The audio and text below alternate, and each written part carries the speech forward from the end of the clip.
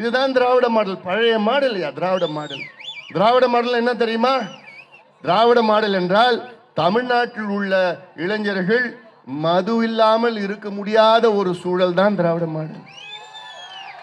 தமிழ்நாட்டில் இருக்கின்ற இளைஞர்கள் போதை பொருட்கள் இல்லாமல் இருக்க முடியாத ஒரு சூழல் தான் திராவிட மாடல்.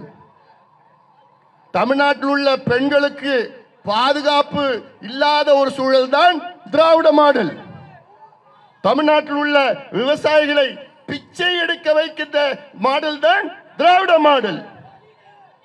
தமிழ்நாட்டில் உள்ள அரசு ஊழியர்களுக்கும் ஆசிரியர்களுக்கும் எங்கள் பழைய ஓய்வூதியம் கொடுங்கள் கொடுங்கள் என்று கொடுக்காமல் ஏமாற்றுவதுதான் திராவிட மாடல். இப்படி அடுக்கிக் கொண்டே போகலாம். தமிழ்நாட்டு மக்கள் அனைத்து மக்களுக்கும் துரோகம் செய்கின்ற திமுகவை வீட்டுக்கு அனுப்புவோம். இதை நீங்கள் எல்லோரும், குறிப்பாக என் தம்பிகளும் என் தங்கைகளும் முடிவெடுங்கள். முக்கியமான கட்டத்தில் நாம் இருக்கின்றோம். முக்கியமான கட்டத்தில் இருக்கின்றோம். கடந்த சட்டமன்ற தேர்தலிலே தமிழக மக்கள் தவறு செய்து விட்டீர்கள். இந்த தவறை மீண்டும் செய்யாதீர்கள். தயவு செய்து செய்யாதீர்கள்.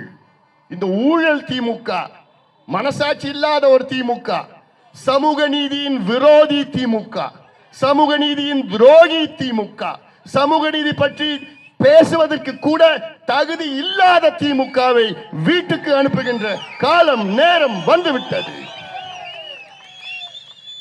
அதை நீங்கள் மன்னிக்க கூடாது.